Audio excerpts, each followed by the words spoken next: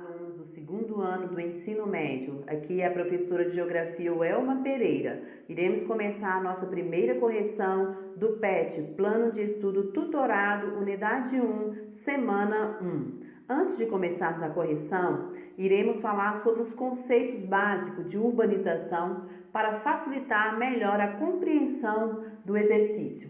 Urbanização, transferência da população rural para as cidades por meio do êxodo rural. A industrialização foi o principal fator que atraiu o homem do campo para o meio urbano, tornando um grande deslocamento de pessoas, considerada como êxodo rural. Êxodo rural, migração da população do campo para a cidade em busca de melhores condições de vida. Metrópole. Metrópoles são centros urbanos de grande parte e concentram-se pelo poder de atração e influência econômica que exerce sobre um grande número de cidades em seu entorno. Geralmente, possuem uma alta população e oferecem variedades de mercadorias para o consumo e serviços. Macrocefalia é o resultado da intensa urbanização acelerada e numerosa que gera inchaço urbano. Esse tipo de macrocefalia, de urbanização, geralmente ocorreu em países subdesenvolvidos e em desenvolvimento, onde a urbanização foi bastante acelerada, sem planejamento, onde aquela intensa população ocupou o espaço urbano desorganizadamente, gerando uma segregação socioespacial. Quem tem melhor poder aquisitivo, compra e mora nos melhores lugares. Quem não tem, procura morar em áreas periféricas, áreas onde não tem um atendimento adequado, com condições de vida adequadas para a moradia. Megacidade são cidades com mais de 10 milhões de habitantes. O termo megacidade não se refere à condição econômica, mas à população. Existem megacidades, que são cidades com mais de 10 milhões de habitantes, desenvolvidas, bastante urbanizada, mas existe também megacidades com mais de 10 milhões de habitantes com precárias condições de vida. Então, megacidade não está relacionada à riqueza, mas sim à quantidade de gente morando em uma cidade. Conurbação é a unificação da mancha urbana de duas ou mais cidades, em consequência do seu crescimento horizontal e vertical. Exemplo, região metropolitana de Belo Horizonte. Você estando em Belo Horizonte, se desloca para Betim, para Contagem, constantemente, e não sabe ao certo se identificar se você está em Belo Horizonte, se você está em Contagem ou em Betim, devido a essa conurbação, onde o grande crescimento da cidade de Belo Horizonte polarizou as outras demais e a unificou. Rede urbana, interações espaciais estabelecidas entre as cidades, através do movimento de capitais, serviços e pessoas. A região metropolitana de Belo Horizonte é uma rede urbana. Hierarquia urbana é nível de influência exercido pelas cidades.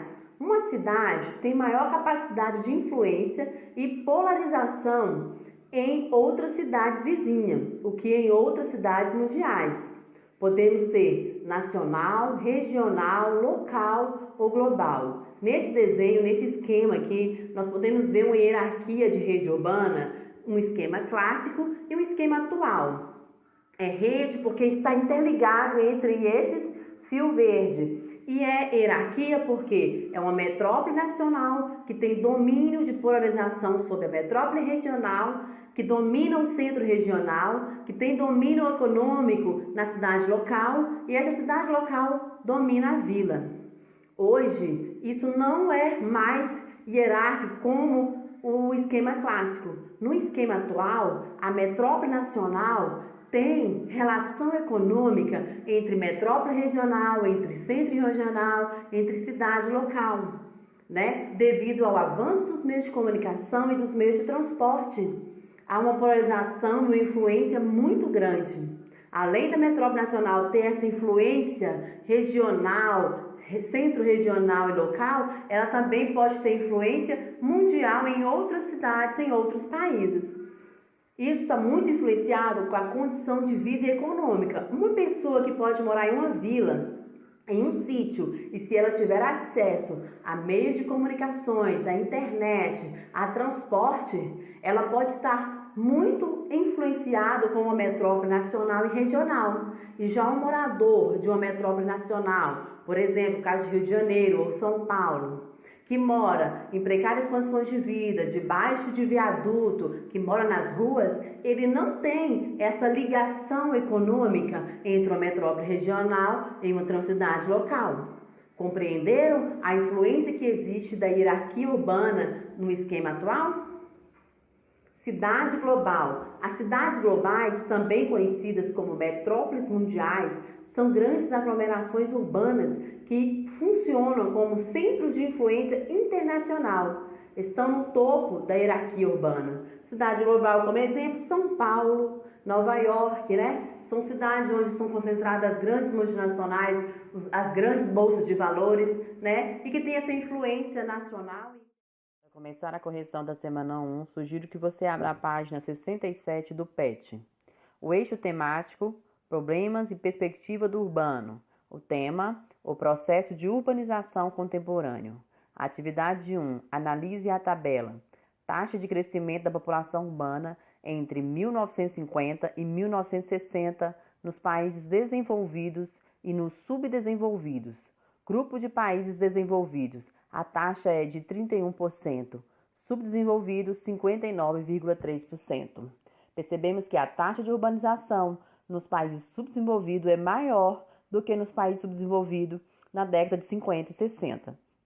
Pergunta: o que a tabela representa sobre a urbanização nos países desenvolvidos e subdesenvolvidos em 1950 e 1960? O crescimento da urbanização nos países desenvolvidos surgiu com a industrialização no século XVIII. Ocorreu de forma lenta e gradual. Já a urbanização dos países subdesenvolvidos ou em desenvolvimento foi recente e acelerada e conturbada a partir do século XX. Sendo assim, a taxa de urbanização dos países desenvolvidos na década de 1950 e 60 é de 31%, pois já constituíam países urbanizados, e a taxa de urbanização nos países subdesenvolvidos é de 59,3%, devido ao fato de estar em processo de urbanização nessa época. Ainda na atividade 1, questão B. Quais fatores levaram a população a migrar para as grandes cidades em países subdesenvolvidos? A mecanização do campo e o processo de industrialização, provocando o êxodo rural. Quando o campo começou a se mecanizar, a se industrializar, substituiu a mão de obra do pequeno agricultor. E quando a cidade estava em processo de industrialização, provocou uma atenção para o homem do campo para ir morar na cidade em busca de melhores condições de vida. Atividade 2. É comum encontrar nas referências sobre a urbanização no século XX menções ao fato de ela ter sido fortemente marcada pela metropolização. De fato, as metrópoles são fundamentais para se entender a vida urbana contemporânea. A respeito das metrópoles modernas brasileiras: A. Cite 3 metrópoles. B. Descreva as principais características dessas metrópoles, considerando características populacionais e serviços. Resposta da questão A. As metrópoles que podemos citar: São Paulo, Rio de Janeiro e Belo Horizonte. Descreva as principais características dessas metrópoles. Resposta: metrópoles são centros urbanos de grande porte e concentram-se pelo poder de atração e influência econômica que exercem sobre um grande número de cidades em seu entorno. Geralmente, possuem uma alta população e oferecem variedade de mercadorias para o consumo e serviços. Observe o mapa mundi da urbanização em 2020 para responder às atividades 3 e 4. Podemos perceber que essas bolas com cores amarela, laranja e vermelha representam as cidades mais populosas e com maior índice de urbanização. Percebemos que quanto maior e mais vermelha for a bola, significa que a cidade é mais populosa. Pergunta da atividade 3. Os círculos vermelhos representam megacidade. Cite 2 megacidades para cada continente. Megacidades são cidades com mais de 10 milhões de habitantes. Exemplo, na América, São Paulo e Nova York, nos Estados Unidos. Na África, o Cairo, do Egito, Lagos, da Nigéria. Na Ásia, Xangai, na China, Mumbai, na Índia. Na Oceania, Sydney, na Austrália, Brisbane, na Austrália. Na Europa, Moscou, na Rússia e Istambul, na Turquia. Então, lembre, atividade 5. Escolha uma das metrópoles brasileiras e crie uma lista com 10 palavras ou expressões que caracterizam bem a metrópole. Agora, enumere essas palavras ou expressões em ordem de importância ou por algum critério, população, atividades e entretenimento. Então, vamos, por exemplo, escolher São Paulo, uma metrópole, e aqui será a resposta tanto para a questão A como a questão B da número 5. Então, população, qual o critério utilizado? Ele é de uma metrópole bastante populosa. Na metrópole, há predominância da população urbana, devido ao intenso êxodo rural. Migrações pendulares, as pessoas se deslocam durante o dia de um município para trabalhar em outro município e depois retornam. E, além do crescimento urbano, nós temos mendicâncias e criminalidade. Se você andar nos centros urbanos, você vai ver muitas pessoas, mendigos, pessoas moradoras de rua nas grandes metrópoles. As atividades, concentração de produtos, fluidez, presença de infraestrutura, meios de transportes, de circulação, multinacionais, comércio, bens, serviços, atendimento hospitalar, emprego, tem muito emprego, mas também subemprego, porque nem sempre aquele que vai morar na cidade consegue emprego no mercado de trabalho. Entretenimento, são cidades polarizadoras, tem um domínio, tem uma função de polarizar outras pequenas cidades ou médias cidades, no caso de São Paulo, até cidades mundiais. Tem shoppings, bancos financeiros, universidades, teatros, parques, etc. Bom, pessoal, espero que vocês tenham da 5. Ao terminar, utilize sua criatividade, produza um texto ou uma história em quadrinhos sobre a metrópole, destacando suas potencialidades e seus desafios. Não se esqueça de dar um título bem bacana ao texto ou à história em quadrinhos. Agora que você já compreendeu bem esse assunto, é uma resposta pessoal, creio que você vai fazer uma ótima história em quadrinhos sobre a questão da metrópole. Bom, pessoal, grande abraço, espero que tenham compreendido e ajudado. Professora Welma Pereira, fique com Deus.